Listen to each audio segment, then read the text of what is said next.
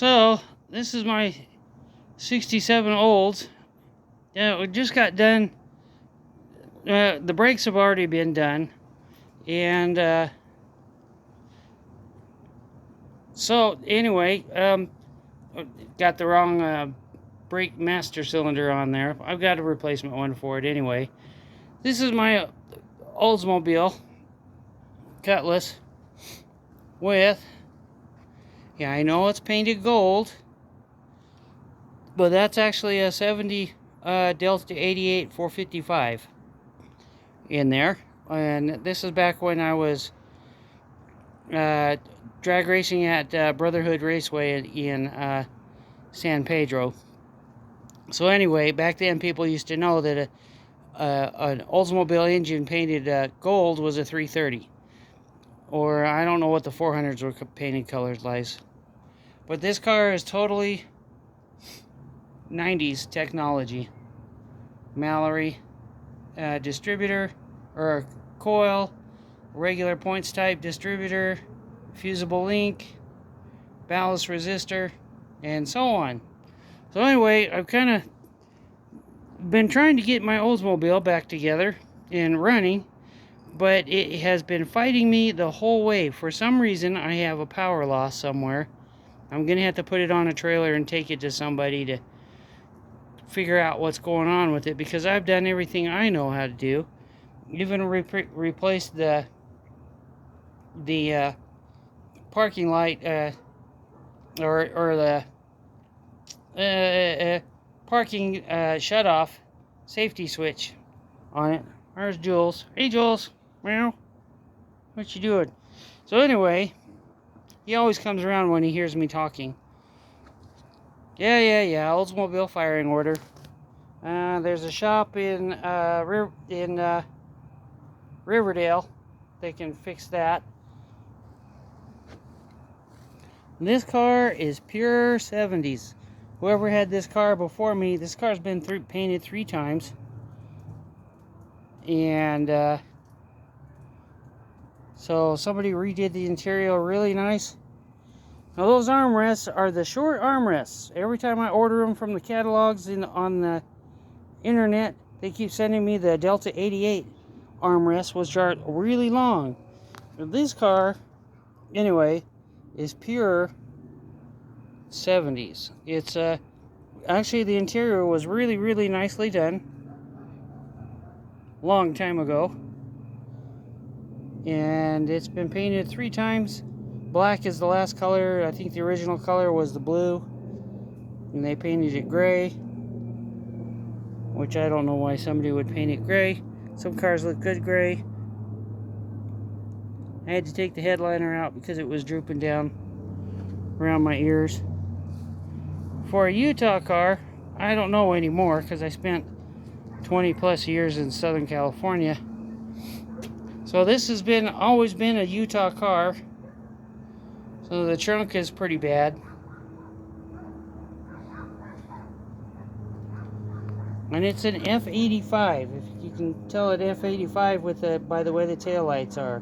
It's only got one red and then a big bright backup light. So, walking around. Now there's a story behind that shifter. When I first put it in, I put it all the way back in a normal spot for me to work on it, or to drive it. But my mom was too short to reach the pedals in there. So while the engine was out, I put the shifter forward, but then the shifter knob wouldn't fit anymore underneath the ashtray. So that's why that's goofy like that. I never fixed the holes on it, and the car's never been driven enough to justify fixing it. Of course, the radio and the heater vent and all this other stuff is missing or not working. And there's those really nicely done doors again, which when I redo the car, if that ever happens, I'm gonna redo it 70s style this way with a wooden steering wheel, Hopefully it won't be 100% because I don't want a chrome one. Chrome rim one because you always burn your hands on it. Looks good, but you burn your hands. There's Old Faithful.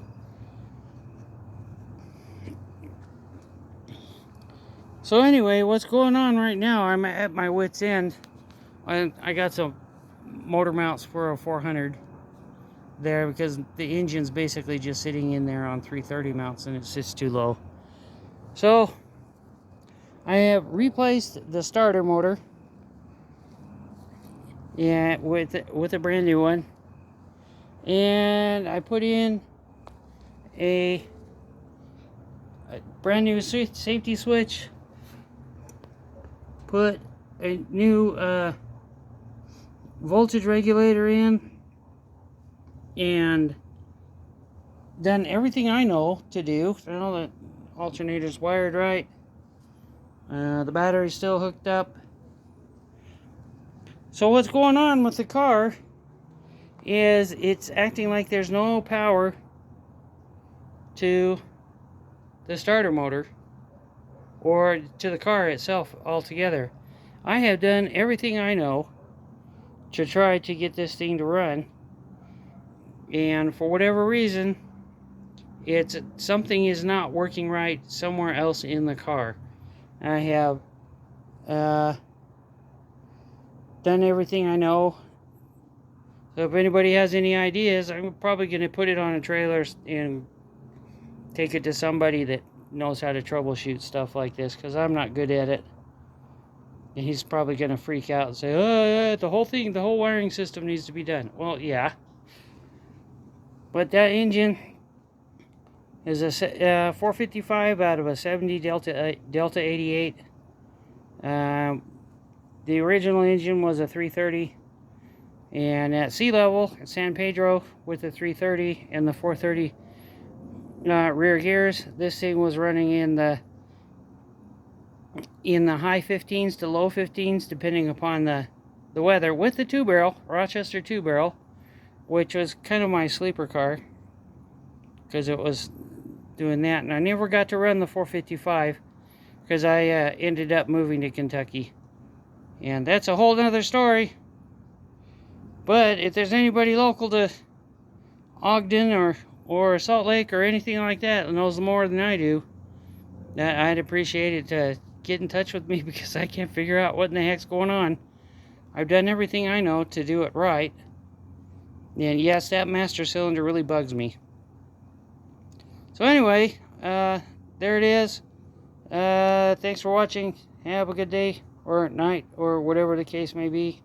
Yeah, I know it's a big rat's nest.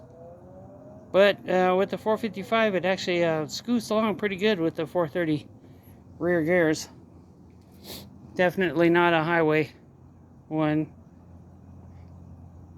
But there's shops out there that sell, well, one in Arizona that sells an overdrive, electric overdrive that would work just fine. So I could still race and still cruise. Anyway,